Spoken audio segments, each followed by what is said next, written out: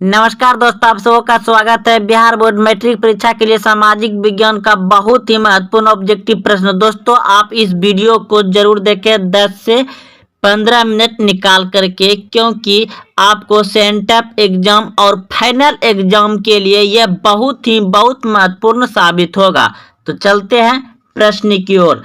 प्रश्न है कि दाल किस पौष्टिक अंश का स्रोत है? दाल किस पौष्टिक अंश का स्रोत है?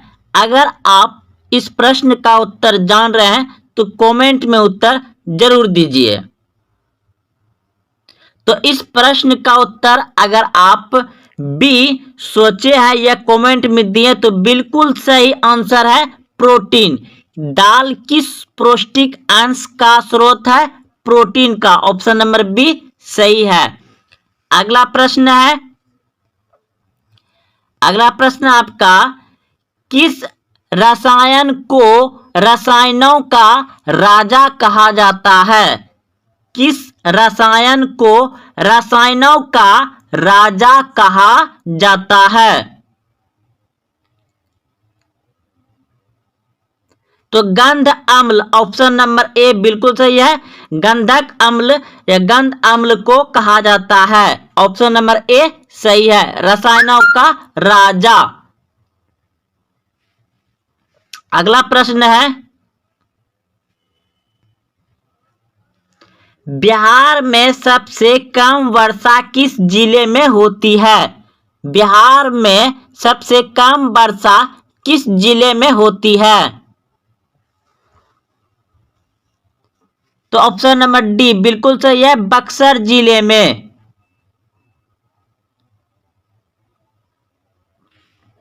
अगला प्रश्न है, भारत में रेडियो का प्रसारण किस वर्ष हुआ था? भारत में रेडियो का प्रसारण किस वर्ष हुआ था? तो भारत में पहली बार रेडियो का प्रसारण होता बॉम्बे टॉकीज से 1923 ईस्वी में। ऑप्शन नंबर बी सही है। अगला प्रश्न है, भारत में ऊर्जा का प्रमुख स्रोत कौन सा है? भारत में ऊर्जा का प्रमुख स्रोत कौन सा है? तो ऑप्शन नंबर ए बिल्कुल सही सोचे थे आप, कोयला। प्रश्न है 6 नंबर, यूरेनियम का प्रमुख उत्पादक स्थल। यूरेनियम का प्रमुख उत्पादक स्थल। ऑप्शन नंबर डी बिल्कुल सही है, जादूगोड़ा। ये झारखंड में है, जादूगोड़ा। ऑप्शन नंबर डी सही है।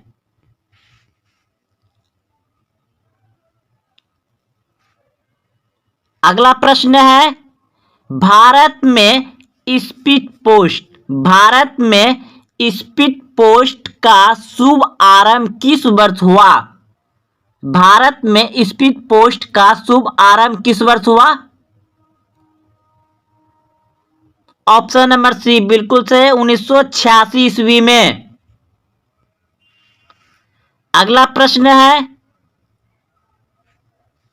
विश्व में चाय का सबसे बड़ा उत्पादक देश कौन है? विश्व में चाय का सबसे बड़ा उत्पादक देश कौन है? तो दोस्तों, एनसीईआरटी के आधारित भारत देश है। एनसीईआरटी के आधारित भारत देश सही होगा। और अभी वर्तमान में चीन सबसे ज्यादा चाय उत्पादन करता है। तो आप भारत ही लगा दीजिए, क्योंकि एनसीईआरटी आधारित है। अभी सिलेबस चेंज नहीं किया गया है, तो इसे भी चेंज नहीं किया गया है। अगला प्रश्न है,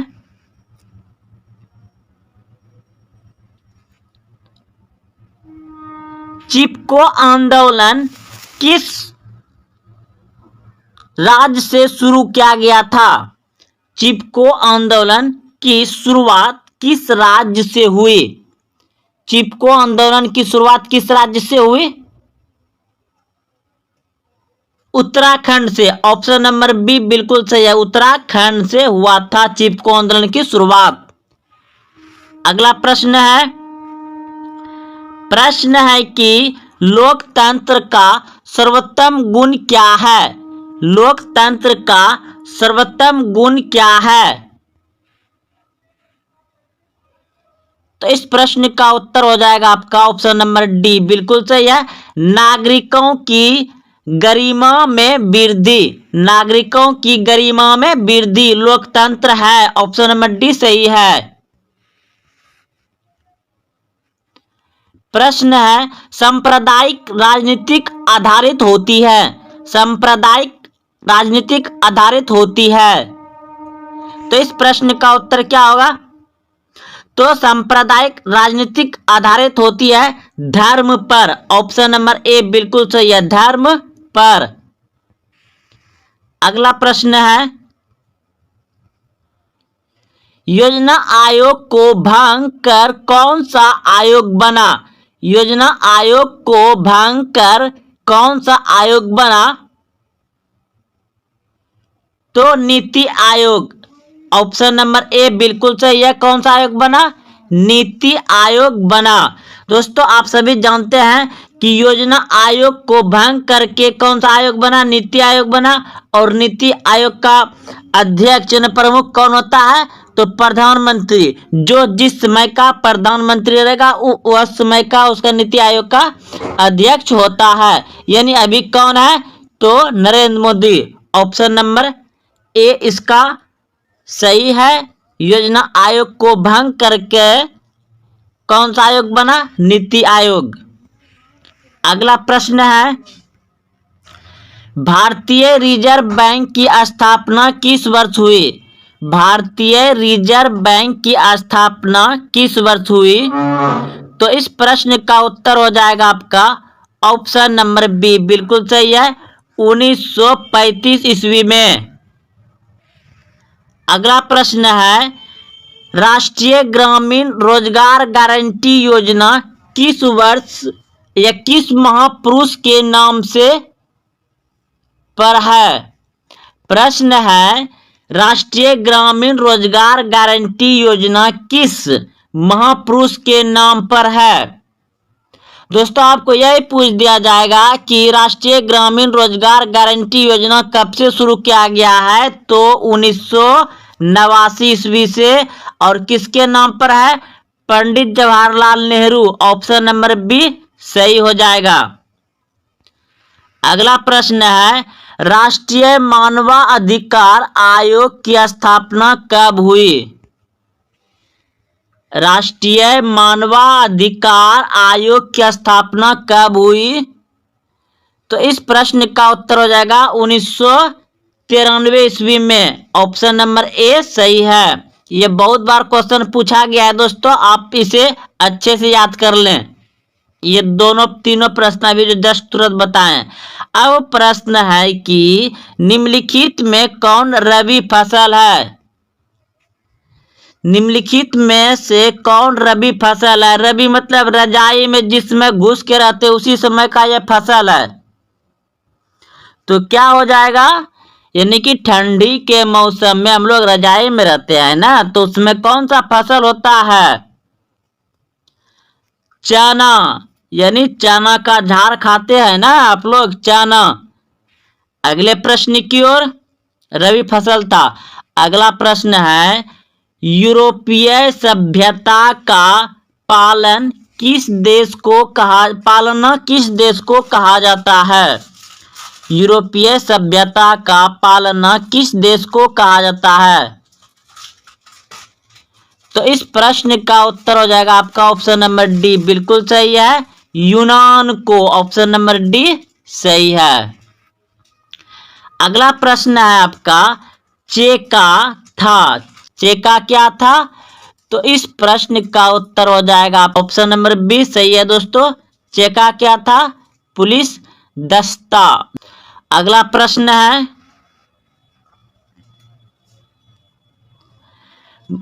मार्च 1946 में फ्रांस तथा वियतनाम के बीच होने वाला समझौता किस नाम से जाना जाता है? मार्च 1946 में फ्रांस तथा वियतनाम के बीच होने वाला समझौता किस नाम से जाना जाता है? तो इस प्रश्न का उत्तर हो जाएगा आपका ऑप्शन नंबर डी, बिल्कुल सही है, इनमें से कोई नहीं। अगला प्रश्न है, ब्रह्म समाज की स्थापना किसने की? ब्रह्म समाज की स्थापना किसने की?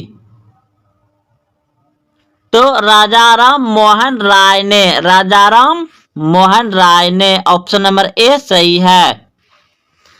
अगला प्रश्न है, औद्योगिक क्रांति सर्वप्रथम किस देश में हुई? औद्योगिक क्रांति सर्वप्रथम किस देश में हुई? तो औद्योगिक क्रांति हुआ था दोस्तों आपका ऑप्शन नंबर ए, बिल्कुल सही है, इंग्लैंड में। औद्योगिक क्रांति कहाँ हुआ था? इंग्लैंड में।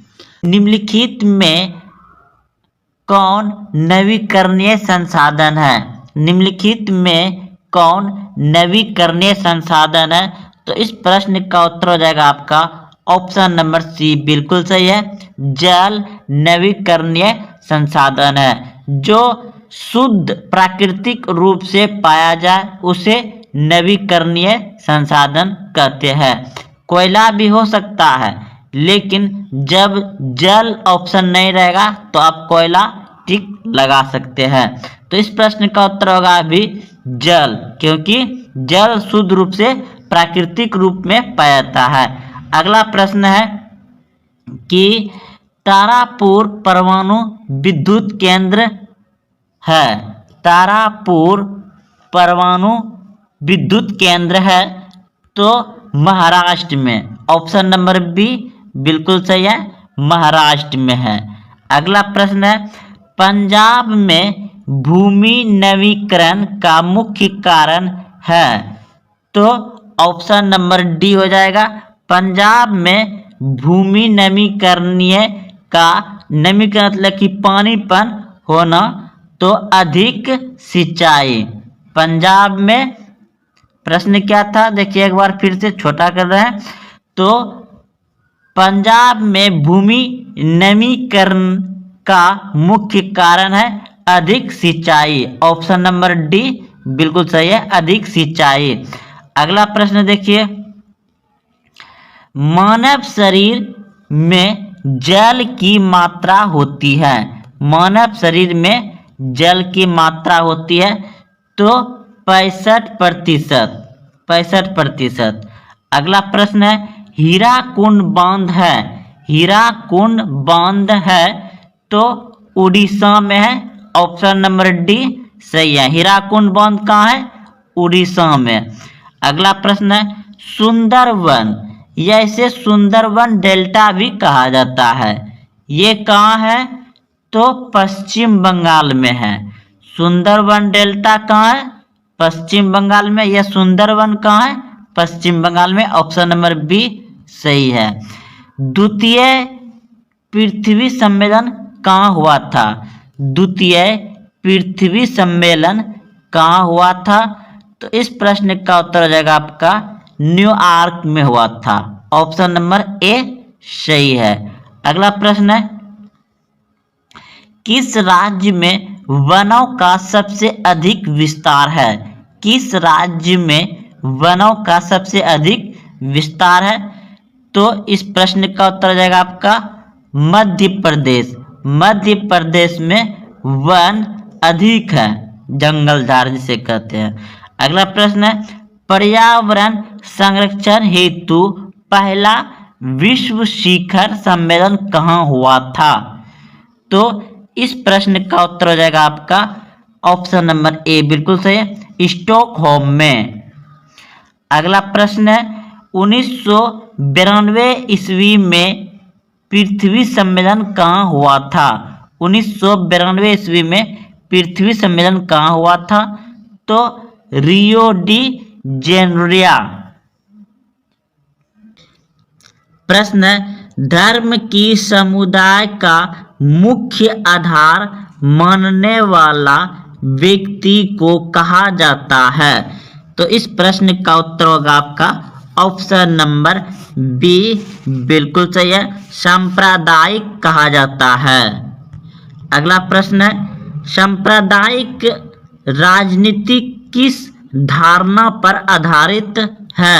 सांप्रदायिक राजनीति किस धारणा पर आधारित है?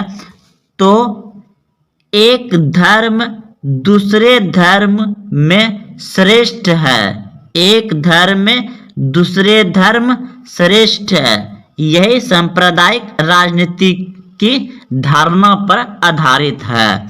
अगला प्रश्न है आपका, भारत में मतदाता होने के न्यूनतम आयु क्या है?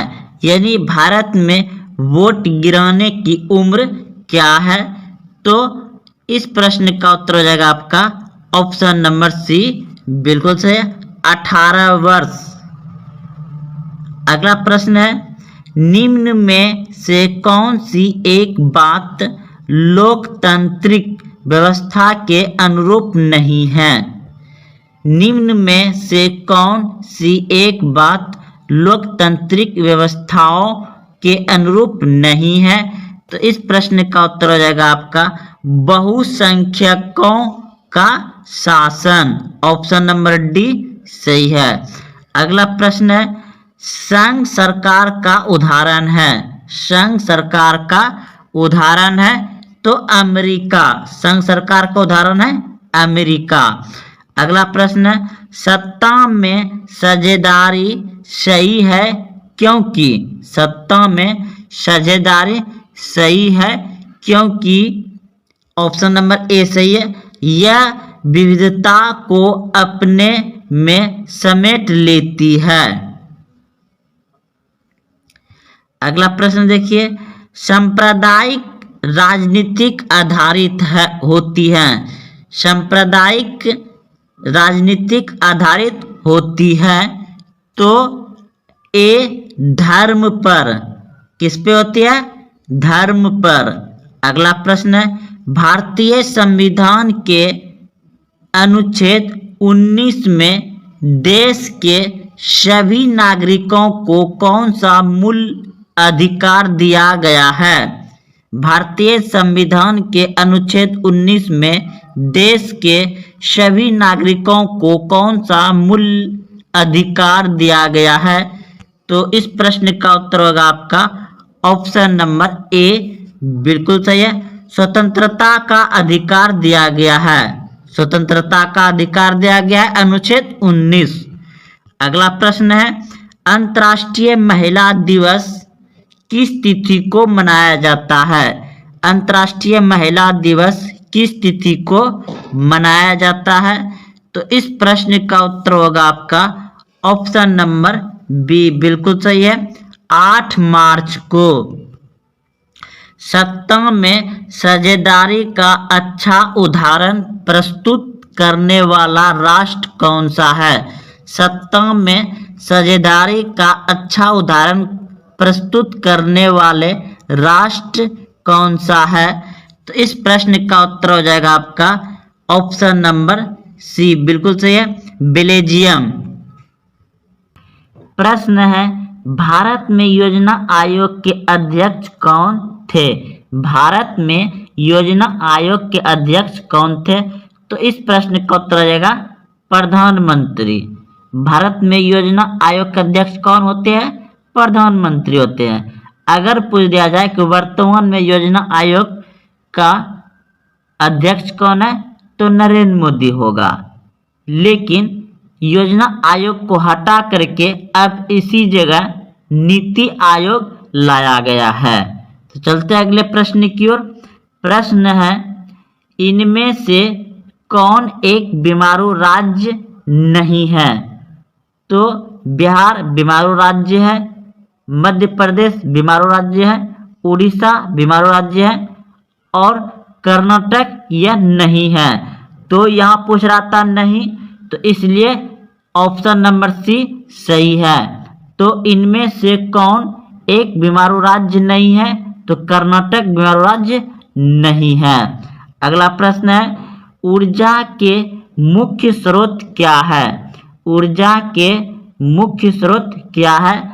तो कोयला, पेट्रोलियम, विद्युत, इनमें सभी। ऑप्शन नंबर डी सही है, इनमें सभी हो जाएगा। अगला प्रश्न है, निम्नलिखित में कौन बीमारू राज्य है? तो निम्नलिखित में कौन बीमारू राज्य है? तो इस प्रश्न का उत्तर हो जाएगा आपका ऑप्शन नंबर डी बिल्कुल सही है। इसमें बीमारू राज्य है बिहार। ऑप्शन नंबर डी सही है। प्रश्न है कि योजना आयोग को भंग कर कौन सा आयोग बना? ये शुरू में ही बता चुके दोस्तों कुछ ही देर में। योजना आयोग को भंग कर कौन सा आयोग बनाया गया है? तो इस प्रश्न का उत्तर हो जाएगा आपका ऑप्शन नंबर ए बिल्कुल सही है, नीति आयोग बनाया गया है। योजना आयोग को भंग करके कौन सा आयोग बनाया गया है? NITI Aayog. Option number A सही है।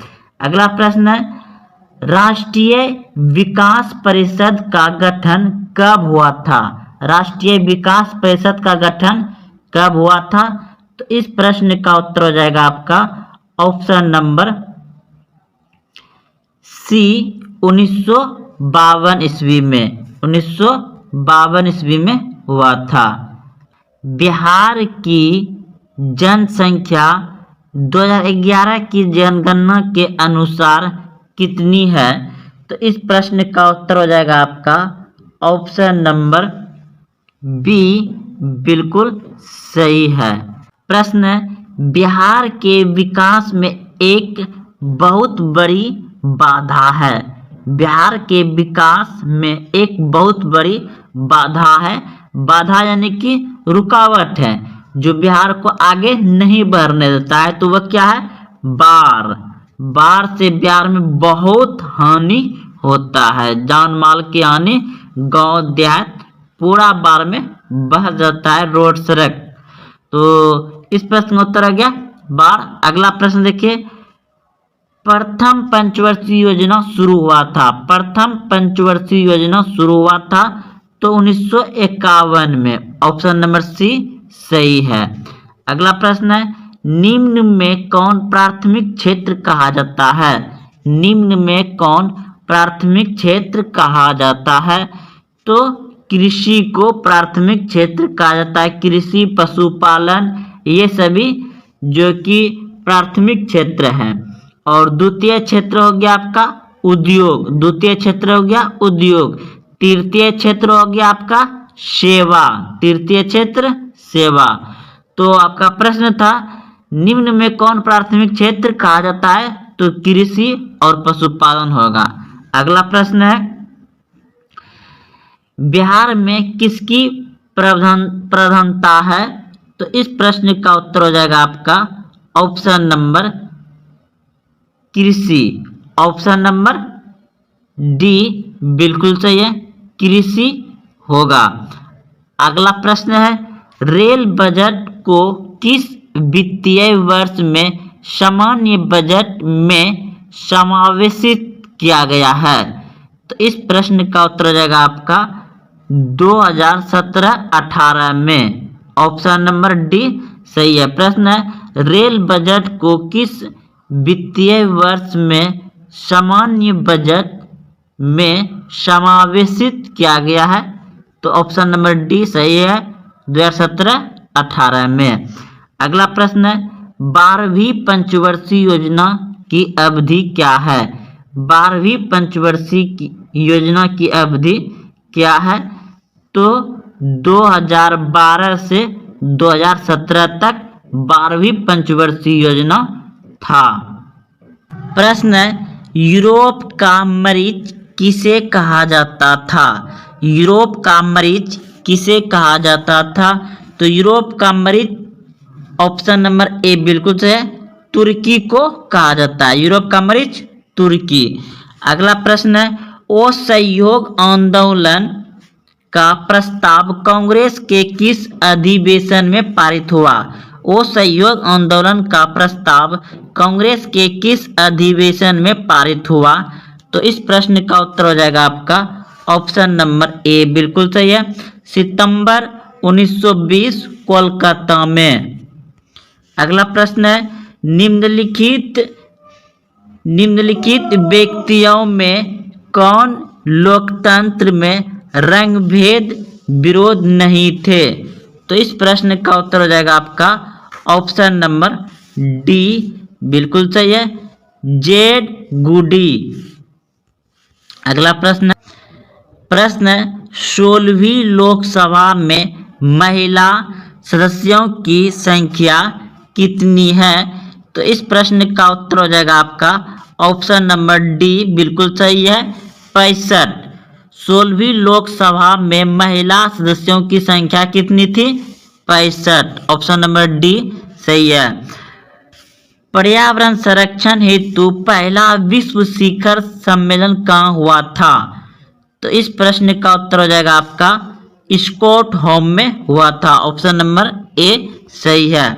उत्तर भारत का मैनचेस्टर किस शहर को कहा जाता है? उत्तर भारत का मैनचेस्टर किस शहर को कहा जाता है? तो कानपुर को। किसको कहा जाता है? कानपुर को। उत्तर भारत का मैनचेस्टर किस शहर को कहा जाता है? कानपुर को कहा जाता है। अगला प्रश्न है, भारतीय अंतर्राष्ट्रीय जल मानकीकरण का गठन किस वर्ष किया गया था? तो इस प्रश्न का उत्तर हो जाएगा आपका 1986 ईस्वी में किया गया था। ऑप्शन नंबर ए सही है। भारत में धान की खेती सबसे अधिक कहाँ होती है? भारत में धान की खेती सबसे अधिक कहाँ होती है? तो पश्चिम बंगाल में। भारत में सबसे अधिक धान की खेती कहाँ होती है? पश्चिम बंगाल में। राजनीतिक प्रश्न, राजनीतिक दलों की मान्यता और उसका चिन्ह किसके द्वारा प्रदान किया जाता है? तो इस प्रश्न का उत्तर हो जाएगा आपका ऑप्शन नंबर सी, बिल्कुल सही है, निर्वाचन आयोग के द्वारा। निर्वाचन आयोग के द्वारा प्रदान किया जाता है। अगला प्रश्न है, भारत में लोकतंत्र की क्या चुनौती है? भारत में लोकतंत्र की क्या चुनौती है? तो इस प्रश्न का उत्तर हो जाएगा आपका ऑप्शन नंबर डी सही है, इनमें सभी।